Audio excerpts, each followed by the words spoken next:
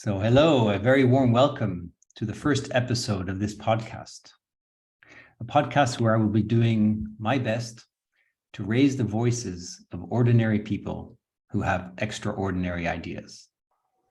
And our first guest today is Peter Gielkens from the Netherlands. Hello, Peter. Hello, Mark. Thanks for being here. Thank you.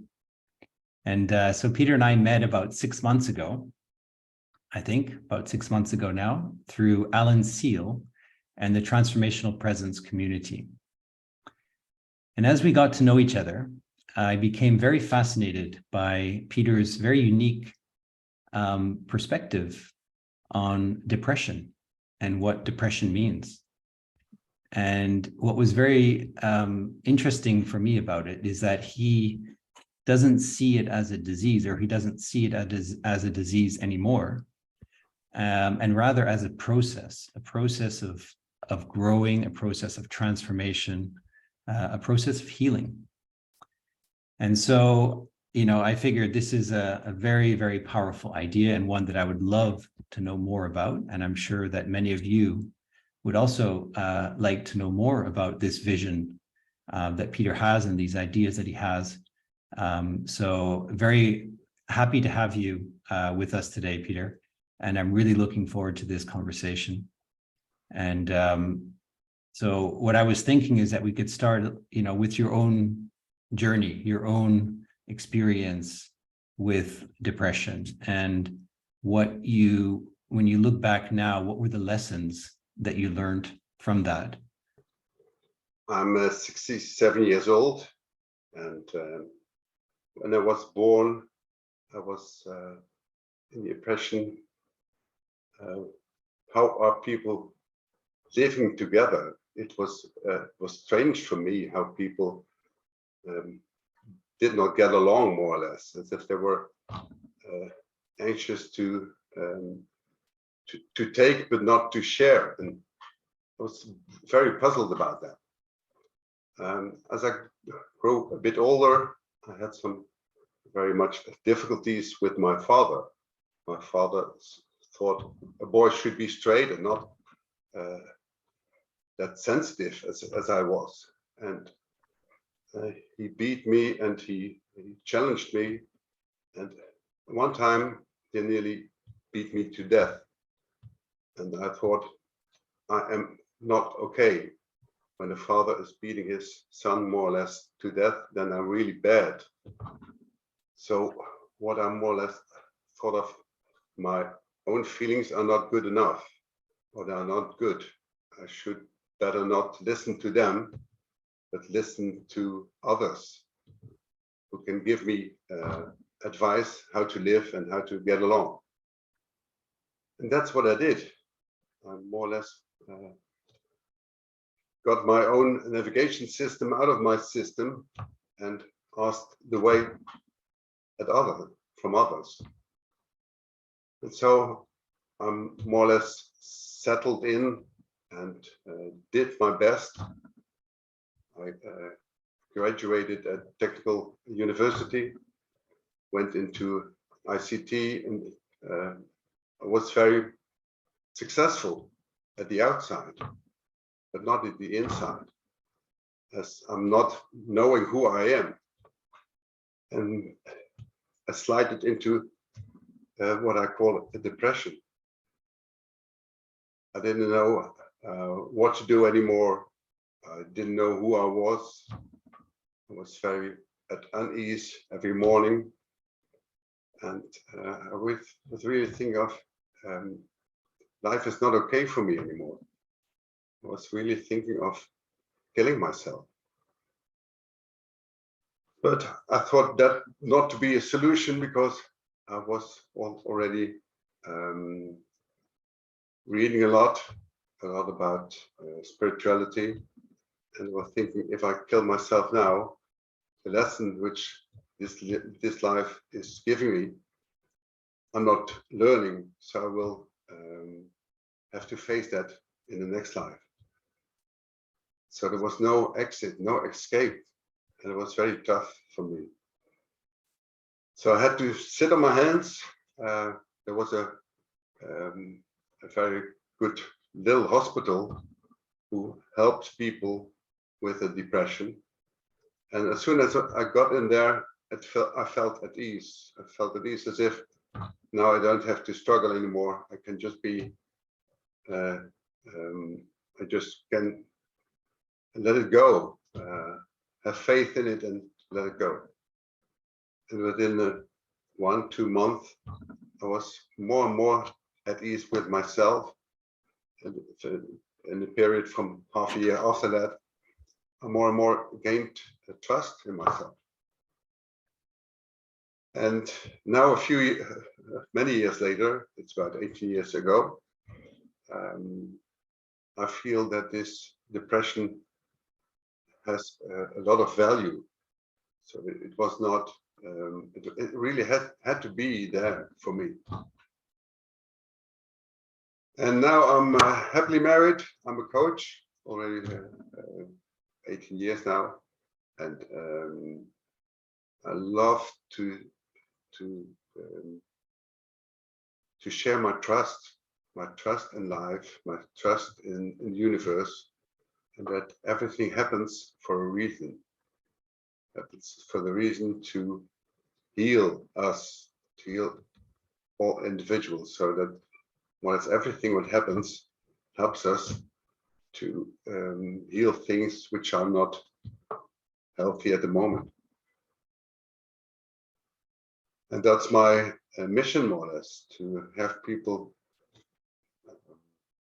have faith in themselves, connect with this self, and discover who they are and what there is to do. And this is my more or less discovery, that I have to share what I experienced and what the message was there for me.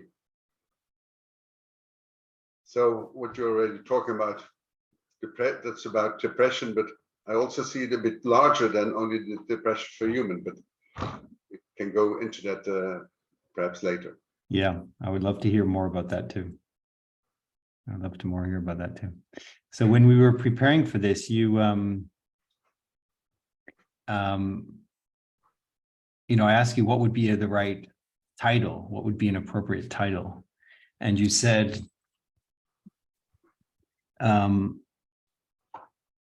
giving voice to the future, depression, a curse or a blessing, a curse or a blessing. So I'm starting to get a sense of how it was, a curse for you for quite some time, and how it potentially also became a blessing. And I would love to hear more about in what way is it a blessing? In what way can we start thinking about this condition, not as a curse, but as a blessing? What do you mean by that? I would love to hear a bit more. Yes, as the caterpillar, when he went into the cocoon and becomes a butterfly, it's more or less the same.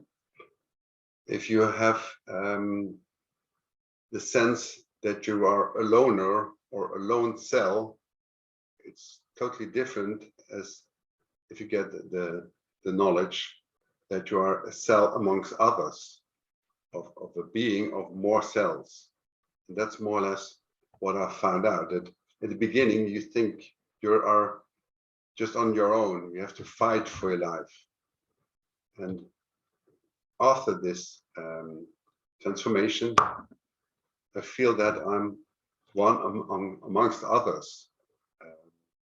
I feel that I love to share. I don't have to be afraid of others. And I feel that the universe is supporting me. And that's quite a difference when I thought it as a curse. So I feel blessed as being one with the universe instead of one against the universe.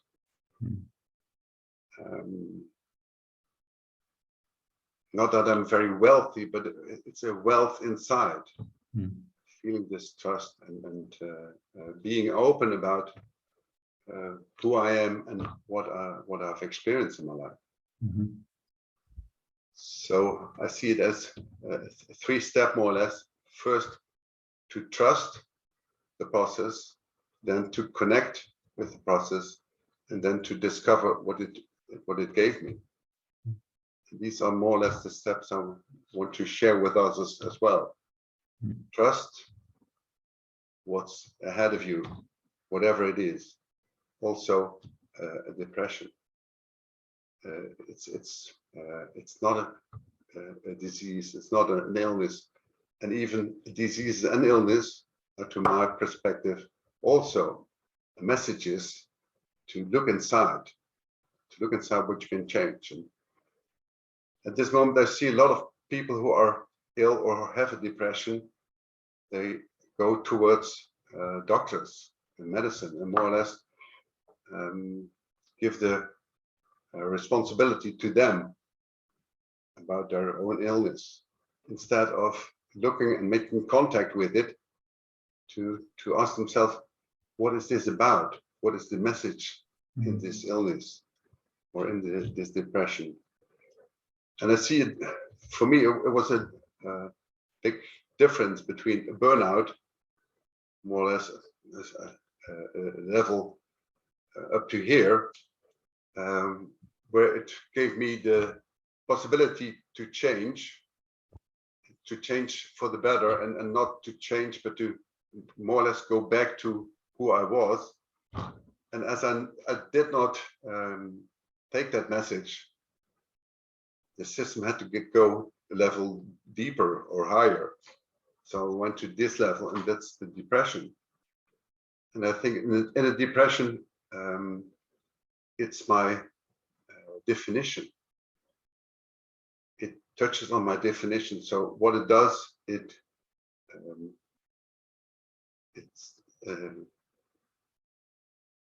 I'm losing my definition. So I'm losing the definition of myself, or the definition which I've made of myself, so I could come along in society. And it more or less as if there is a house, and the house is really crumbling down to stones, and I have to build it up again. And I feel that after this, or during this depression, it's more or less falling down, so that you don't have a clue where you are, and then it's building up again. But then more or less the same as the caterpillar in the cocoon is going back to basics, really to basic energy, to a plasma, more or less. There are no cells anymore. Everything is more or less gone. And that's what I'm more or less experienced with in my depression as well. But afterwards, I found that I was built up to the definition who I really am. And then I also found out what my mission is. So I think this chaos is really necessary to come from one definition to the other. Yeah, it's such a remarkable way of reframing what's going on, right? And I find it extremely positive, right? And I can imagine it being very helpful to look at, the same condition through, one person will look at it through the lens of something is wrong with me, right? I need to be fixed. I don't belong here. And I'm giving my responsibility to the experts to try and cure me or make the condition less painful. And another person with exactly the same condition looks at it as it's an awakening process, right? That's what I hear you describe. It's an awakening process. There's something I need to connect with. There's something I need to discover. There's a message here. There's a transformation that's happening. And essentially it's like a huge door that's opening up if we have the courage to and the awareness, right? It's not just the courage, but it's also the awareness to actually be asking those questions, and to be looking in those places. And I think that for me, it feels almost like, two radical or two radically different points or ways of looking at the same thing, and having dramatic different types of output or results, right, and impact. But I can imagine that the real challenge is to, when you're in that place that feels very dark and very heavy, is to have that level of awareness, right, to be able to understand that this is an awakening process. Just that level of awareness, I can imagine that is, it's always difficult, even if you're not experiencing a depression, but I can imagine that it would be even more difficult for somebody who is in that dark place to be able to say, hey, it feels really dark, but actually there is light at the end of the tunnel here, and it's going to come from the inside out rather than from some magical medicine, right, that I'm going to be taking. Yes, and I think it's all to do with connecting with an illness, connecting with depression. So instead of walking away and not willing to connect with it and say it's harmful or it's hurtful, make the connection.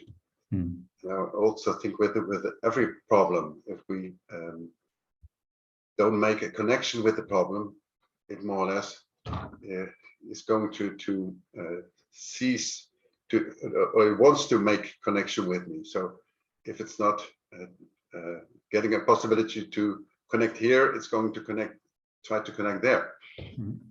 And so if we feel that whatever happens to us is willing to connect with us. And how do you connect with it? How, because conceptually I get it, but practically I'm wondering, what would that mean for somebody who is in this dark place? How do you connect with depression? I'll give you an example. Mm-hmm. When I was puzzled beforehand, I didn't want to be in that position. I thought, I don't want to be puzzled. How can I get out of here? Trying to get help from doctors or whatever. And now when I'm puzzled, I know there is a change in my consciousness. Something new is going to happen to me. So I'm really, I'm fond of this position where I don't know what is going on, because I've learned from the past that this confusion is it's the stage just before I get some new opening up in consciousness.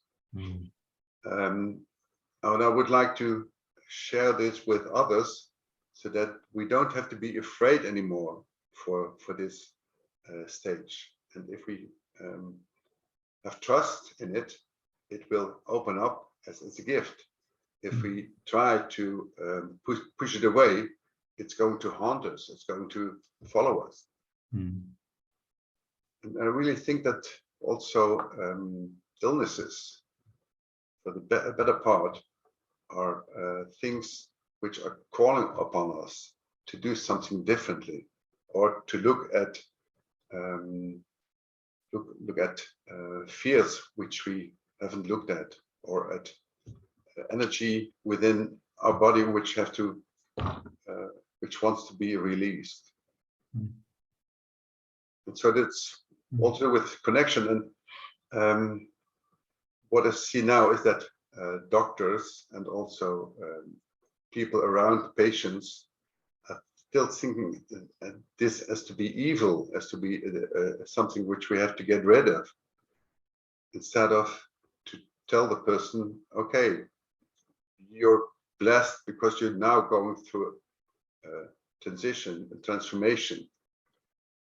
So if we could label it differently, or look at other glasses at this process, to other glasses at this process, I really think that we are going to do a lot of good for the person who is going through. He's no longer a patient. He's more or less climbing out of his cell. I also see that these persons who are going through this process will be will have a different consciousness, and they are helping our society to come to a new consciousness. So I don't see them as only persons, but I also see them as the pioneers of a new society. Wow. That is fascinating. Pioneers of a new society.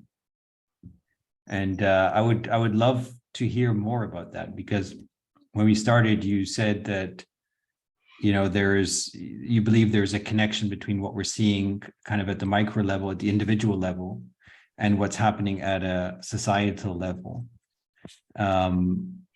So I would love to hear more about that, and also about this, the role that people can play in this, you know, growing consciousness, or this evolving consciousness. Nice, because this is also the part where we more or less fit together in what you want to do for the world and what I want to do for the world. Yes, I really think that the world itself is also in a more or less state of depression. We don't know anymore how to go to solutions. We are more or less puzzled, as people are who are in front of or facing a depression. With our consciousness at this moment, we don't know how to get out of it. We really don't know, and that's more or less the same state a person with a depression is in. We can still do the same, and we can work harder, but it's not going to help us. So what is needed is more or less a state of depression, a confusion, perhaps a state of chaos. And I see lots of fields, chaos, looking at the temperature of the world, looking at the wealth, how it's, and all kinds of systems are more or less collapsing. And that's more or less the same state as a person with depression is in. All kinds of systems are collapsing. And perhaps, as I'm from the ICT, or from the, you can see it as a hardware system with software on it. And the software gets a new version of Windows. But somewhere in between, there is no software on the hardware, so we don't know what to do anymore. And I think we are more or less with our society in the same state, that where more or less the system version 1 is at its end, and we have to place system 2.0 on it. And I think that the people who are already gone through this process, gone through this depression, and more or less left their own version 1 and stepped up to version 2.0, are the people who have more or less the key to help us out of this as an escape room, more or less. They help us to find the way out. And the way out is not being afraid anymore, not being afraid for death, and feeling that they are part of a larger system, the larger part of the universe. And then it's normal that you can't hurt someone else anymore. it's like, perhaps I can give the example with the fingers. If this are the fingers and this is the sand, more or less, we only see fingers and the fingers see other fingers. And we're able to hurt each other because we think we're not connected. But if the sand is gone away, you see, we're all a part of one system. We're all part of the hand. And no finger in its right mind is going to hurt one of the other fingers. Mm. And that's where we're heading to on my part. That's what I really firmly believe, that we're going to a totally different state of consciousness, a totally different state as a society. Mm. And I think if we are entering in this state, all the problems we are facing now are more or less very easily changed as well. Mm. It's more or less the system as we already are a body, but lots of cells still think that they're one cells. They're all alone. They're more challenged by other cells instead of that they can work together. Yeah. And that's what I think that the people who have transformed through the depression, and perhaps through other things as well, because people who have been nearly death, so have a near-death event or got back from death, have more or less the same experience. Mm. Also feel no more fear for death and feel connected. So there are different ways to come to the same state. And what I think these people can do, they are more or less the people who have the torches to lighten up the world to a new state. And that's where I think you are working. You do a lot of work, Mark, to help people all over the world to find this light in themselves and to lit their own torch to give the world a brighter light, bring it to the light. Wow, very inspired, Peter, by the way you shed light on the process that we are in as humanity. You know, I think we're in a process. We're on an evolutionary journey, and we're probably at quite a crucial moment within that. And it's so helpful to keep the eye on where this is going rather than getting caught up in the tensions of the present moment, right? And you know, when you talk about version 2.0 or this new paradigm and this awareness of how everything is interconnected, right? And how that awareness immediately dissolves so many of the problems that we're facing, right? I mean, if sustainability is an issue we're trying to fix, it will no longer be a problem if we look around us and we look at nature and we look at you know, the animals, and we see them as part of us, right? We look at the forests and we see them as part of us, and we see them part of this ecosystem, right? That is sustaining life.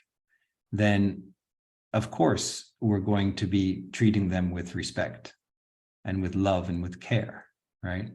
So we don't need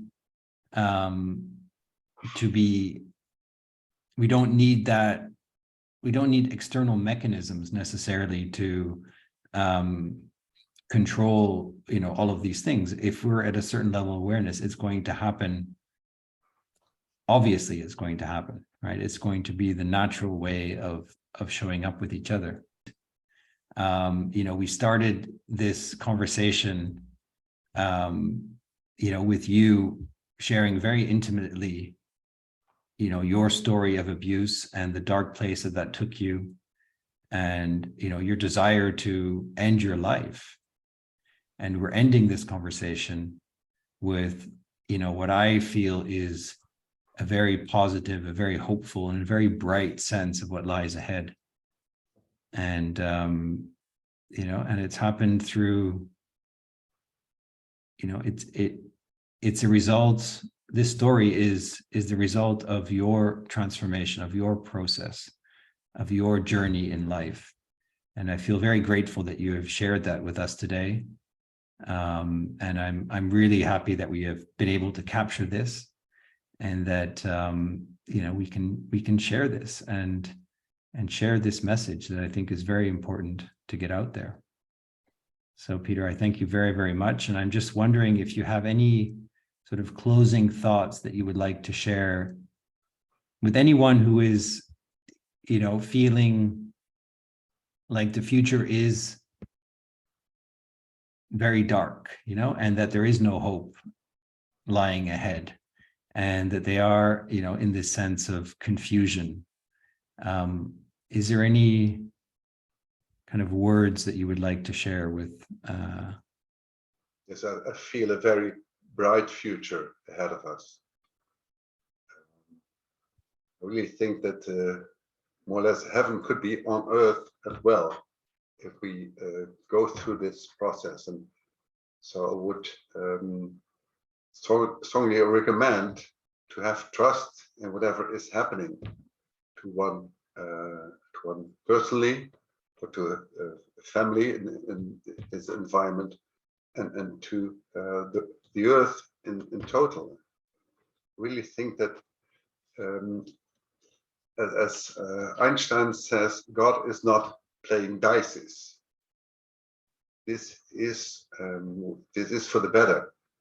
This is for the better. If we make contact what is happening with us, and have confidence and trust in the universe, I think it's already helping you for whatever challenge you have at this moment. Get in connection with it, try to see what it means for you, and try to look at the bright side of it, and I'm sure you'll find answers who can help you in your own process. Yeah, thank you, Peter. And for anyone who would like to follow up with you, or schedule a session, or what's the best way to contact you? Can be via email, and I'll take it that you show it afterwards. Yeah. And yes, I'm looking forward to share thoughts and also share other means of helping people with depression. And in the Netherlands alone, we have about 16 million people. 1 million people is using these medicines against depression. And I think we can do a lot of things also as a community, not only via doctors, to help them to not only stay in the cocoon, but to really evolve and to make this process, or go through this process and become the butterfly. Wonderful. And that's a beautiful way to conclude this conversation, I think. The journey of caterpillar to butterfly. Thank you so much, Peter. It's been a real pleasure. And thank you for sharing your wisdom and for sharing your vision of where we are heading and how we can be looking at this condition of depression through a much more positive and enlightened way. So thank you very much. Thank you very much, Mark, and thank you very much for helping me to give voice to what the future, is going to be. Thanks a lot.